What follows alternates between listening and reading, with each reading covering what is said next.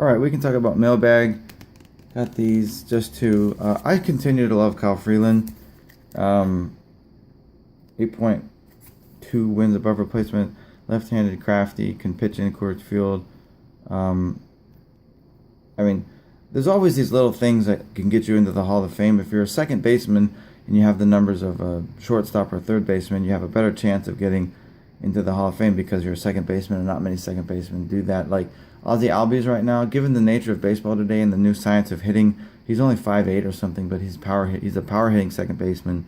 That doesn't happen very much. He might have an extra leg up in getting into the Hall of Fame if he continues to do well, or he does well and have Hall of Fame numbers. He's got a tiebreaker there because he's a power hitting second baseman. I mean, Kyle Freeland is basically the only pitcher who's ever been able to pitch in Coors Field.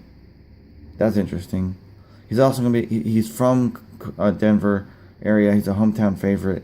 And I mean, if I was Colorado, I would hold on to him forever because he can pitch at Coors Field. So, but he might be extra special because he might go down in history as the only pitcher to ever be able to pitch in Coors Field.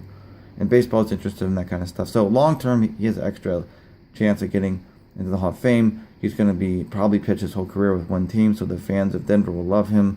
And he's just fucking good also. So this is a Bowman Chrome 2017 green mega. 2017? 2017 mega box refractor.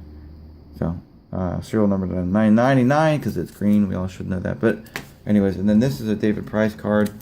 Of course, David Price is a Vandy alum, and I have a lot of Vanderbilt players because I'm a fan and because I want to do my business. My first retail locations, near Nashville, and it's also there's a fallback strategy if the rest of my ideas about sports cards don't work. I mean, I see sports cards as a thing to do across the nation and across the world actually, but those big ideas, if they don't happen or it's not realistic or I don't have the skills to do that, I can fall back on sections of sports cards, and I can fall all the way back to having just a local card shop for Vanderbilt, which I would enjoy. It wouldn't pay a bunch, but I would enjoy that and be happy. So anyways, this is a graded card. I'm interested in graded cards right now.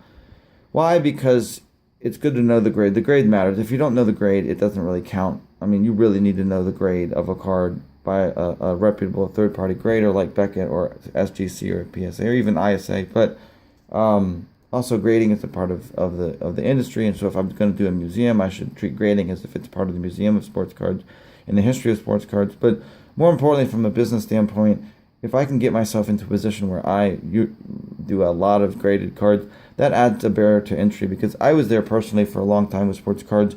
I only bought ungraded sports cards because they're cheaper, and I thought I would get involved at the cheap level and make it from a cheap level, and then level up to graded cards. But I'm there to level up at graded cards, and if I'm doing that and making my business work with graded cards, it adds an extra layer of cost to everything I do.